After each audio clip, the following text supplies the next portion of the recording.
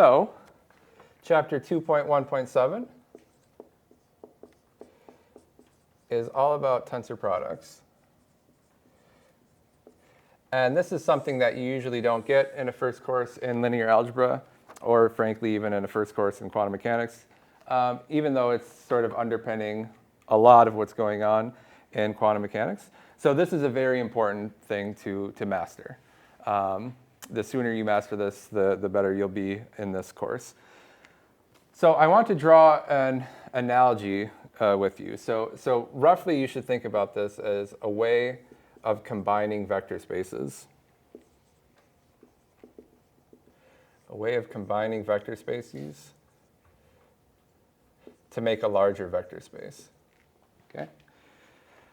The analogy that I want to give you to start is the Cartesian product of sets. Do you remember the Cartesian product of sets? Let me write this down for you. So here's your analogy to get some intuition for what's going on here. Cartesian product between two sets. So let's suppose I have a set X, and that set X is equal to 1 and 2. And I have a set Y, and that's equal to 3, 4, 5. Okay? Two finite sets of three numbers. Then how do we define this Cartesian product?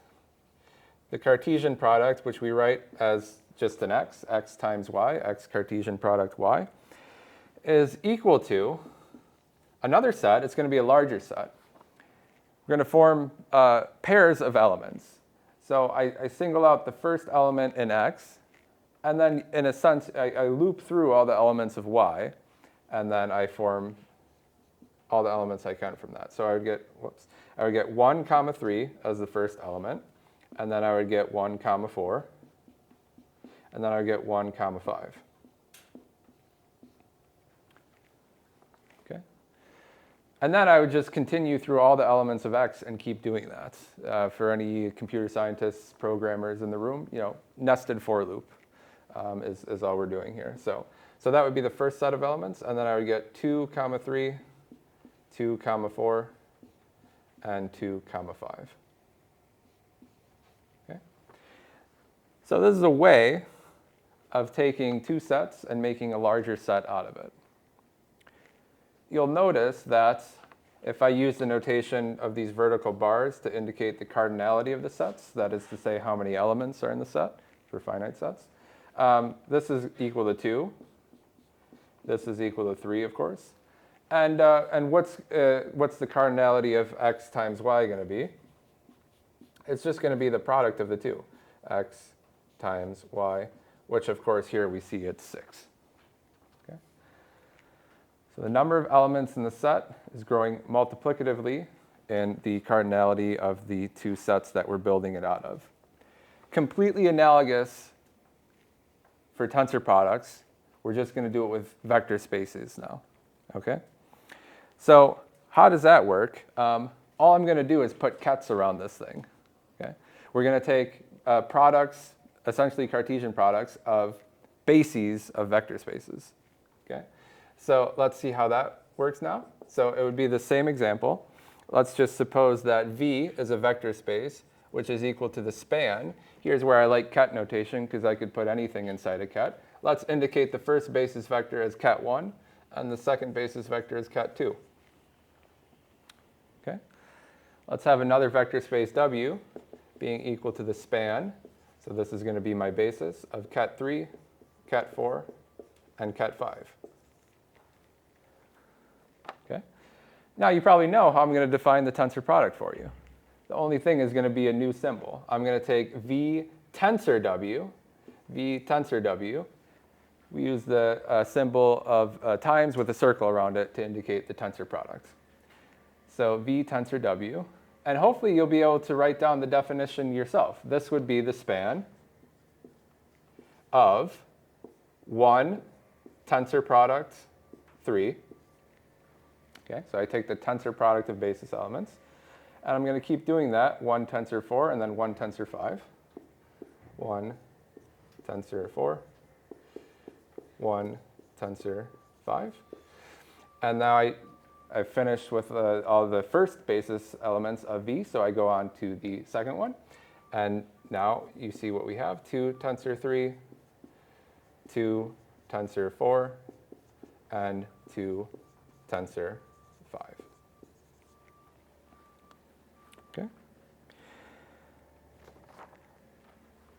What can I say about the dimension of this tensor product vector space? Who could make a statement about the dimension of V tensor W?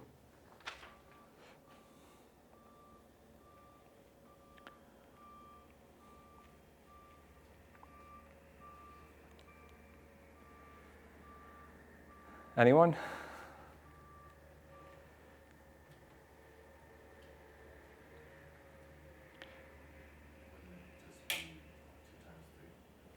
Yes, exactly right. And can I make the same statement in terms of the original vector spaces?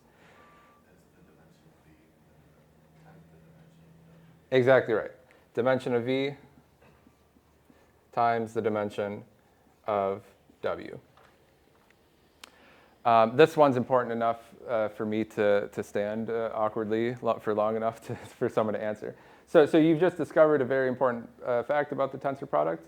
The size of the vector space grows multiplicatively in the constituent vector spaces. Okay? We remember what the dimension is from last time, right? It's the number of basis vectors in the vector space. Okay? So that's your sort of abstract definition of what the tensor product is. In our course, we're going to work a lot with qubits. So qubits live in the vector space C2. So why do we care about this? Quantum computer with 1 qubit wouldn't be too good. We're going to want to have multiple qubits. The way we combine those is via this tensor product. So the space of 2 qubits, vector space of 2 qubits, would simply be C2 tensor C2, right? V and W, again, they're equal here. They're both equal to C2, but I can take the tensor product between 2 vector spaces that are the same. Now I want to use this to motivate to you how to actually compute the tensor product. And this is going to be the way that you build up the most intuition for it. So I know that a basis for C2 is ket 0, ket 1. Okay. So here I was thinking abstractly, just drawing an analogy to the numbers that I laid out in this set, 1, 2, whatever. So now here, these are going to be the 2 element vectors that we defined last time that we know and love. So this is the span of the column vector 1, 0, and the column vector 0, 1. Okay. So a basis for this, a basis for C2, C2 tensor C2 is 0 tensor 0,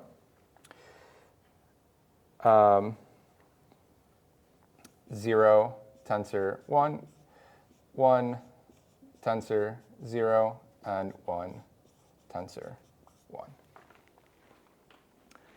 Do you see that? It's the same logic here. I know that the dimension of C2 is 2, so the total dimension here is going to be 4. I have 4 basis vectors, so I fix the first one as 0, I loop through the other ones, I fix the other 2, I fix the first one as 1, and then I loop through the other ones. Okay. Now we're going to see this so often as that we're going to use simplified notation for it. So just a heads up, we are going to always define this. Well, we'll write it in various ways.